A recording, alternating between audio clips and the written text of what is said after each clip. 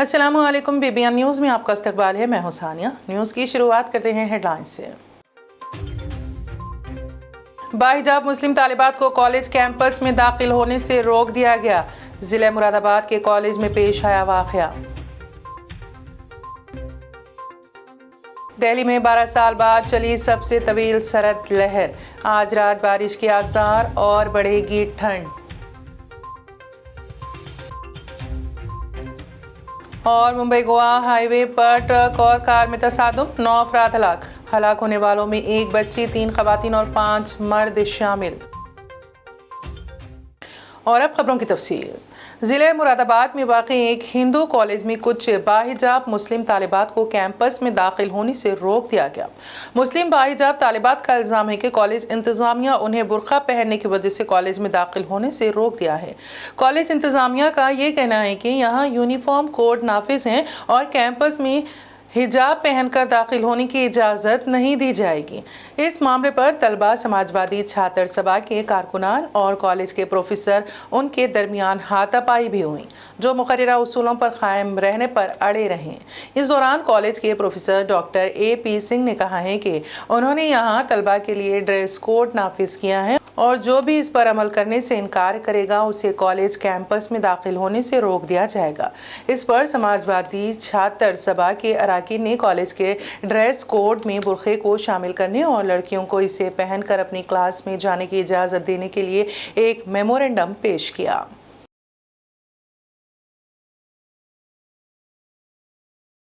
दिल्ली में 12 साल बाद सबसे तवील सरद लहर रही है। इस साल जनवरी में 8 दिन ऐसे रहे हैं जब दर्जे हरारत 4 डिग्री से काफ़ी कम रहा है। बुध को कम से कम दर्जे हरारत आम से 5 डिग्री कम 2.6 डिग्री सेल्सियस रिकॉर्ड किया गया। ये सरद लहर का 8वां दिन था। इससे पहले 5 से 9 जनवरी तक कम से कम दर्जे हरारत 4 डिग्री से कम और 16 से 18 जनवरी तक टेम्परेचर 3 डिग्री से कम दर्ज हुआ था। और अब वेस्टर्न डिस्टर्बेंस के असर से जुमेरात रात से हल्की बारिश का इम्कान है। वहीं 23 से 24 जनवरी को फिर से हल्की बारिश का दौर शुरू होगा। इस दौरान 30 से 40 किलोमीटर फी घंटे की रफ्तार से हवाएं भी चलेंगी। मुंबई गोवा हाईवे पर आज सुबह एक सड़क हादसे में 9 लोगों की मौत हो गई। ये खौफनाक सड़क हादसा मुंबई गोवा हाईवे पर मनगांव के करीब सुबह 4:45 पर पेश आया। पुलिस सुपरिंटेंडेंट सोमनाथ खड़गे के मुताबिक मुतासरीन वैन में रत्नागिरी जिले के गोहागर जा रहे थे, तभी एक तेज रफ्तार ट्रक ने टक्कर मार दी और यह हादसा पेश आया। तसादुम इतना जोरदार था कि कार के परखचे उड़ गए और इसमें बैठे मुसाफिरों ने दम तोड़ दिया। फिलहाल पुलिस अफसर के मुताबिक एक छोटा लड़का जख्मी है, जिसे इलाज के लिए मनगांव सब डिस्ट्रिक्ट हॉस्पिटल भेजा गया। हाईवे पर ट्रैफिक अब बहाल कर दी गई है और वाक़े की तहकीकात की जा रही है। जिनसी हरासानी के इल्ज़ामात पर रेसलिंग फेडरेशन ऑफ इंडिया के सदर का कहना है कि अगर मुझ पर इल्ज़ामात साबित हो गए तो मैं खुदकशी कर लूँगा। उन पर पहलवान विनेश फोगाट ने खवातीन रेसलर्स को जिनसी तौर पर हरासा करने का इल्ज़ाम लगाया था। वजारत खेल ने अगले 72 घंटों के अंदर वजाहत तलब की है। एशियन गेम्स और कॉमनवेल्थ गेम्स में gold medallist Vinesh, Olympic medallist Sakshi Malik और बजरंग पुन्नया समेत 30 से ज़्यादा पहलवान ने जंतर मंतर पर एहतजाज किया। विनेश ने दावा किया है कि WFI के सदर और कौमी कैंप के कुछ कोचेस ने खवातीन रेसलर्स के साथ जिनसी ज्यादती की है। उन्होंने कहा कि मुझे नहीं मालूम कि मैं कल जिंदा रहूंगी या नहीं। हमने कई बार कैंप को लखनऊ से दूर मुंतकिल करने की दरख्वास्त की है, क्योंकि वहां खवातीन रेसलर्स के साथ जिनसी ज्यादती करना आसान होता है। जंतर मंतर पर एहतजाज के चंद घंटे बाद वजारत खेल ने एक बयान में वाज़ेह किया कि अगर रेसलिंग फेडरेशन ऑफ इंडिया अगले 3 दिनों के अंदर जवाब नहीं देता है तो वो नेशनल स्पोर्ट्स डेवलपमेंट कोड 2011 की दफात के तहत फेडरेशन के खिलाफ कार्रवाई शुरू करेगी। हाईकोर्ट के नोटिस के बाद नोएडा पुलिस ने तकरीबन 18 माह बाद एक मुस्लिम बुजुर्ग पर फिरका वाराना हमले के सिलसिले में मुकदमा दर्ज कर लिया है। मुकदमे के इंदराज में ताखीर की वजह से कमिश्नरेट पुलिस के काम करने के तरीके पर फिर सवालिया निशान खड़ा हो गया है। یہ وہی پولیس ہے جو لوٹ کی واردات کو انجام دینے سے پہلے پکڑنے کا دعویٰ کرتی ہیں۔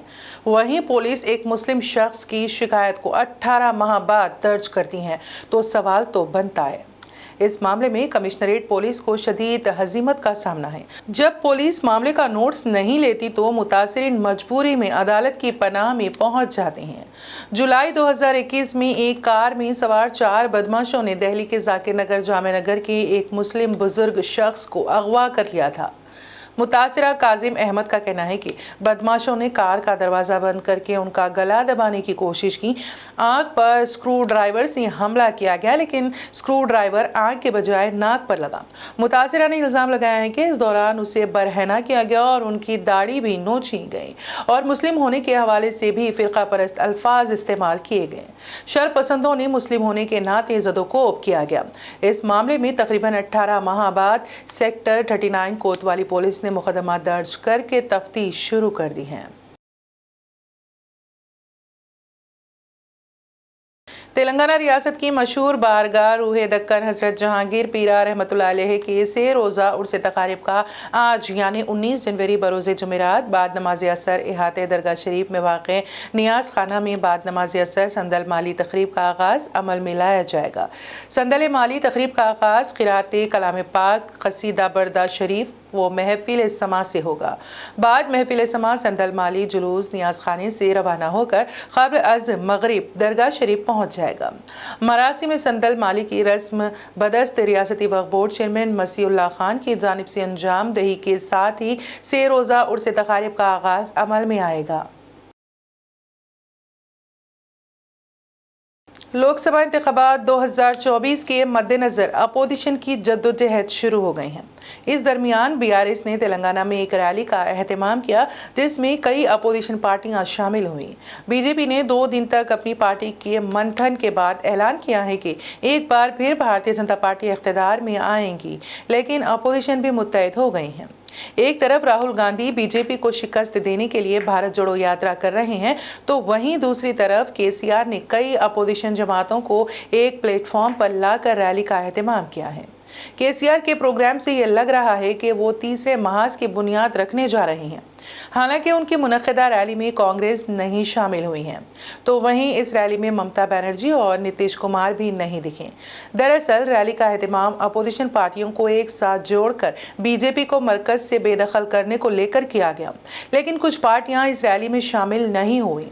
اب آنے والا وقت ہی بتائے گا کہ 2024 انتخابات میں NDA کی حکومت بنتی ہے یا پھر UPA کی۔ وزیر اعظم نریندر مودی ممبئی میں تقریباً 38,000 کروڑ روپے کے مختلف مہتواکانکشی منصوبوں کی بھومی پوجن تقریب کا افتتاح کیا ہے۔ اس دوران وزیر اعظم نے پردھان منتری سوندھی یوجنا کے 1 لاکھ سے زیادہ مستفیدین کو منظور شدہ قرض بھی منتقل کیا ہے۔ سرکاری پریس بیان کے مطابق یہ پروگرام باندرا کرما کمپلیکس کے MMRDA گراؤنڈ میں منعقد ہوا اور اس موقع پر وزیر اعلیٰ ایک ناتھ شندے، نائب وزیر اعلیٰ دیویندر فڈنویس سمیت مختلف معززین موجود تھے۔ وزیر اعظم مودی نے میٹرو لائنز A2 اور 7 کا افتتاح کیا ہے۔ اس کے علاوہ دیگر کا بھی افتتاح اور سنگ بنیاد رکھا گیا۔ معلومات کے مطابق مودی نے روڈ شو بھی کیا۔ مہاراشٹر میں ایک ناتھ شندے کی حکومت بننے کے بعد وزیر اعظم کا یہ پہلا دورہ ہے۔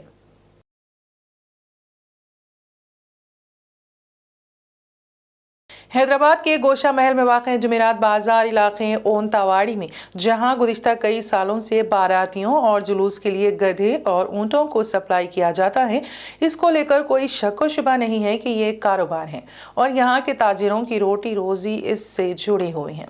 اب اس بات کو لے کر کسی پر تنقید کرنا نہیں بلکہ وقف بورڈ کو اس جانب توجہ دلانا مقصد ہے۔ واضح ہے کہ اونتاواڑی میں جہاں اونٹیں رکھی جا رہی ہیں دراصل وہاں پر مسلم قبرستان ہے اور قبرستان میں میتوں کی تدفین کے لیے عوام کو کافی مشکلات پیش آ رہی ہیں۔ اس قبرستان میں جہاں میتوں کی تدفین ہونا چاہیے وہاں پر لوگ اپنے جانوروں کو لا کر باندھ رہے ہیں، جس کی وجہ سے قبرستان کی بے حرمتی کے علاوہ میتوں کی تدفین میں بھی مشکلات درپیش ہیں۔ اس جانب تلنگانہ وقف بورڈ کو فوری توجہ دیتے ہوئے عمل آوری کرنے کی ضرورت ہے۔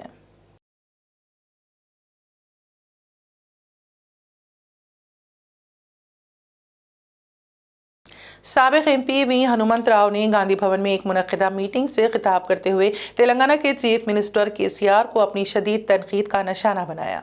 उन्होंने मीडिया के नुमाइंदों से बात करते हुए केसीआर पर इल्ज़ाम आयद किया कि केसीआर बीजेपी के तहत काम कर रहे हैं और वो बीजेपी से डरते हैं। इस दौरान उन्होंने कहा कि यह अफसोसनाक बात है कि खौफजदा केसीआर ने निज़ाम मुकर्रम शाह बहादुर के इंतकाल पर उन्होंने बंद का ऐलान नहीं किया। उन्होंने मजीद कहा कि पुराने शहर के मुसलमान हुकूमत की नज़रअंदाजी की वजह से मुश्किलात का शिकार हैं। इस मौके पर उन्होंने मीडिया से बात करते हुए उन्हें मजीद तफसीलात से वाकिफ करवाया। स्टेट फुटबॉल बोले बंद काल क्यों नहीं दिए? जितने भी शॉप से आज मैं सुबह में गया था, उनके मैयत को फूल चढ़ाने को वास्ते गया, वहाँ हर एक आदमी यही बोल रहा, क्या साहब उस्मान अली पाशा क्या गलती करा? आज पूरा हैदराबाद के अतरफ लाखों एकड़ ज़मीन उनके वजह से वो खाली था।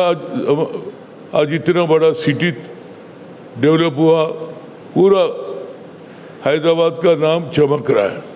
और उनका एक ही समझता, पढ़ा लिखा आदमी था, गरीबों के हित में काम करना, पढ़ाई के ऊपर और हेल्थ के ऊपर उन्होंने काफ़ी तवज्जो दिए।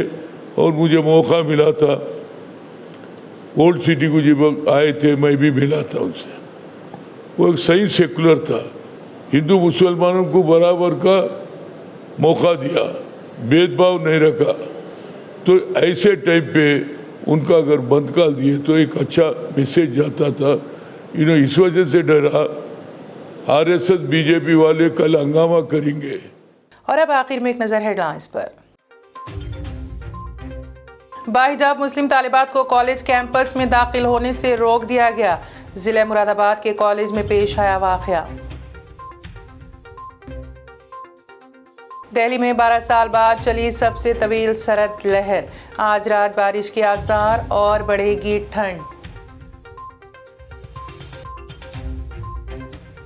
और मुंबई गोवा हाईवे पर ट्रक और कार में तसादुम, 9 अफराद हलाक होने वालों में 1 बच्ची, 3 खवातीन और 5 मर्द शामिल। BBN न्यूज़ में फिलहाल इतना ही। ताज़ा तरीन अपडेट्स के लिए देखते रहिए BBN न्यूज़। BBN चैनल को सब्सक्राइब और इस वीडियो को लाइक और शेयर ज़रूर करें। अब इजाज़त दीजिए, खुदा हाफिज़। BBN चैनल के व्यूअर्स के लिए एक अहम इत्तला। अब BBN चैनल का टेलीकास्ट भारत भर में हो रहा है। हमारे व्यूअर्स भारत में कहीं भी टीवी पर अब BBN चैनल देख सकते हैं।